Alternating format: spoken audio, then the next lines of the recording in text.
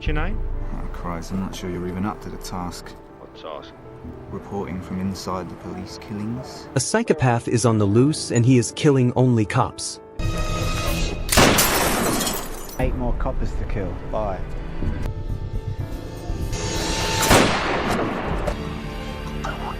Yeah, I forgot. I've got a name. No.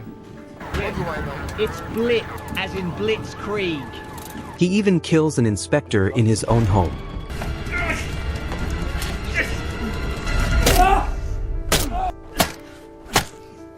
When the police eventually had him in custody, they were once again forced to let him walk. Oh, there. Something on your mind, Barry? I guess I'll see you another day.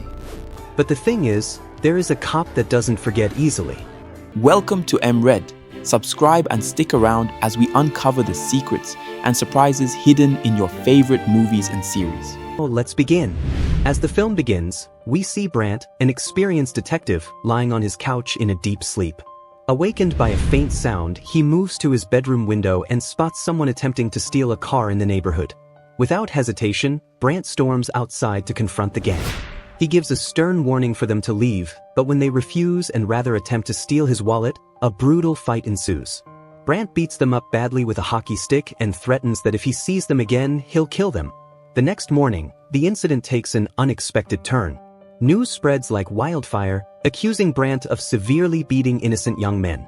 The media frenzy paints Brant as a violent rogue, and the backlash affects not only him but his entire department. Concerned about the reputational damage, Brant's superiors send him to a therapist for counseling. However, Brant's defiance is well noticeable as he smokes in front of the therapist and issues threats instead of engaging in dialogue. Frustrated at the end of the session, Brant returns to the station, where he encounters Elizabeth Falls, a fellow officer. She confides in him about her undercover work infiltrating a drug cartel, during which she had to use drugs to maintain her cover. Unfortunately, the assignment left her struggling with addiction. Though she eventually entered rehab, her return to duty was marred by her failure to pass the sergeant's exam, resulting in her demotion to constable. Her admission weighs heavily on Brant, who tries to console her, but Elizabeth remains visibly dejected. Later, Brant visits Chief Inspector Bruce Roberts, a colleague struggling with the recent death of his wife. At the morgue, Bruce breaks down in anguish. To help him cope, Brant takes him to a local bar, where he offers companionship and lighthearted banter to lift Bruce's spirits. Despite the heavy emotions, the evening provides some comfort for the grieving inspector. The setting of the movie changes in the next scene as we see a female police officer walking along a dimly lit street. Suddenly, a hooded figure steps in front of her and opens fire, killing her instantly. The police department is once more rocked by the tragedy, and Brant rushes to the crime scene. When asked about Bruce's involvement, Brant explains that Bruce is still too consumed by grief to return to work. To fill the void, the department appoints a temporary inspector, Porter Nash, to oversee the investigation. Porter's arrival is met with hostility. The other officers are reluctant to work under him due to the rumors about his sexuality. However, their superior officer insists they cooperate with him. Surprisingly, Porter finds an unexpected ally in Brant, whose reputation for volatility precedes him. As the investigation unfolds, Elizabeth receives a visit from Metal, a young gang member and a friend seeking her help. He suspects his gang may have killed someone and he is now terrified.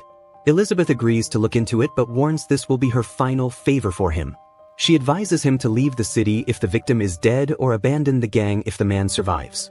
Seeking assistance, Elizabeth approaches Brant, who recommends she consult Detective Inspector Craig Stokes. When they meet, Craig agrees to help but only on the condition that Elizabeth goes on a date with him, a demand she reluctantly considers. Meanwhile, Dunlop, a reporter, receives a chilling call from a man named Barry Weiss, who claims responsibility for the officer's murder. Barry warns that his killing spree isn't over and that he plans to target more officers. As he speaks, he carries out another shooting, killing another officer.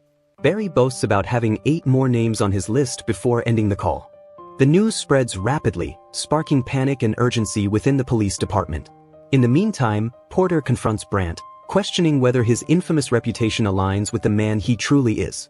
Their conversation reveals Porter's deep understanding of Brant's character, which once more gives both a fragile sense of mutual respect. Few days later, tension escalates yet again when another officer is gunned down. The team shifts into overdrive, rounding up known criminals and activating their network of informants. Brant meets with Radner, a supposed informant. He had planned on getting paid in exchange for information. However, Brant threatens him and forces him to give the information. So, he directs him and Porter to a man named Barry Weiss. Radner reveals that Barry recently bragged about setting a police dog on fire for practice, suggesting that there is a deeply disturbed individual behind the killings. Brant and Porter visit Barry's apartment, hoping to find evidence linking him to the murders. When Barry answers the door, his calm demeanor hides the predator within him. Despite a moment of hesitation upon seeing the officers, Barry quickly regains his composure. Brant, recognizing Barry as someone he had fought and humiliated in a pool hall over a year ago, briefly mocks him before leaving with Porter empty-handed. Unfazed by the visit, Barry immediately gathers incriminating belongings from his flat and sets off to hide them. Unknown to him, Brant's informant, Radner, secretly follows him and notes the location where Barry stashes his possessions. Radner, driven by a mix of loyalty and personal gain, decides to investigate further. That was when he discovers an abandoned car containing trophies Barry has kept from his victims, incriminating him as the killer. Meanwhile, Bruce, the grief-stricken inspector, heads to a liquor store for yet another bottle of comfort. Standing in the store, he has a moment of clarity and resolves to return to work and rebuild his life. Reporting back to the station, Bruce dives into his duties, unaware he is being stalked by Barry, who has already marked him as his next target. Barry follows Bruce to his home, waiting for the perfect moment to strike. Knocking on Bruce's door under the guise of a neighbor, he attacks as soon as Bruce opens it. Although Bruce fights back valiantly, even grabbing a hammer to defend himself, Barry overpowers him. Seizing the hammer, Barry delivers a fatal barrage of blows. With Bruce dead, Barry calmly sits like a psychopath in the house and watches television. Just before leaving, he steals Bruce's police uniform and then sets the room on fire to hide evidence. Later on, Barry calls Dunlop again, proudly announcing his third kill and demanding the media nickname him Blitz. He emphasizes his desire for notoriety and promises more bloodshed if his name isn't in the headlines. Brant is devastated upon learning about Bruce's death, as the two shared a close bond. While he tries to recover from the loss, Radner continues his surveillance of Barry. He observes Barry moving items into a car and decides to capitalize on this knowledge. Radner contacts the same reporter Barry had spoken to and proposes a deal, $50,000 in exchange for the location of the killer's stash and incriminating evidence. Dunlop, who is intrigued by the potential scoop, agrees to meet Radner at a parking lot. There, Radner reveals the hidden stash in Barry's car, including Bruce's uniform. Though initially skeptical, the reporter starts to believe Radner's claims. However, before anything can be finalized, Barry, who has been monitoring the situation from the shadows, retrieves his belongings from the car as soon as the men leave. Elsewhere, Elizabeth goes on a date with Detective Craig Stokes and she asks for updates on the man injured by mental sgang. Craig assures her the man is alive but hasn't revealed any information about his attackers. Elizabeth, feeling indebted, asks Craig how she can repay him, to which he casually suggests meeting for drinks the next evening. To this, she reluctantly agrees once more. Meanwhile, Dunlop takes Radner to a bar to pay him the agreed amount. After handing over the money, the reporter presses Radner for the name of the killer. Radner promises to reveal the name but excuses himself to use the restroom first to count the money. Unfortunately for Radner, Barry has followed them to the bar and he corners him in the restroom. Terrified, Radner pleads for his life, insisting he hasn't exposed Barry's identity yet. But Barry, never showing mercy, brutally kills Radner and escapes with the $50,000. The reporter, now alarmed, alerts the police about Barry's stash. However, when Brant and Porter arrive at the car, they find it empty, with Barry having removed all evidence. Brant and his team begin piecing together a chilling pattern. All of Blitz's victims have been police officers who previously arrested Barry. This revelation sets off alarm bells, as Elizabeth emerges as the likely next target. With the stakes higher than ever, Brant and Porter must race against time to stop the deranged killer before another officer falls victim to his wrath. In the meantime, after returning from her date with Stokes, Elizabeth is ambushed at her home by Barry. Just as he closes in for the kill, Metal intervenes. Despite his brave efforts, Metal is killed in the struggle. However, before Barry can harm Elizabeth further, the police arrive, forcing him to flee. After the incident, Brant and Porter decide to release Barry's photo to the media in an effort to draw him out. The strategy works as a man at a bar recognized him, setting Brant and the team after him. However, he escaped through the window of the room and Brant gave chase. Just as he closed in, Porter and the other officers intervened before Brant could get to Barry. He is taken to the police station.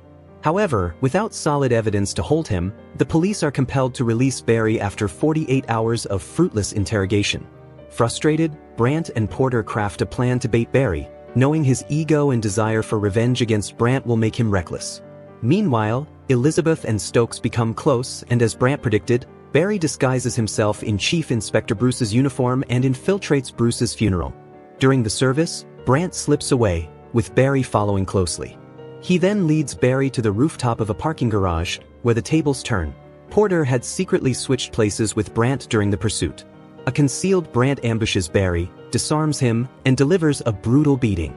Aware that legal conviction is unlikely for Barry, Brant devises a dark plan. They will frame Barry's death to look like another of Blitz's murders. So, using Barry's own weapon, Brant shoots him dead. At the end, Porter disposes of the evidence and Brant tells him that the mystery of this particular death will remain unsolved for life.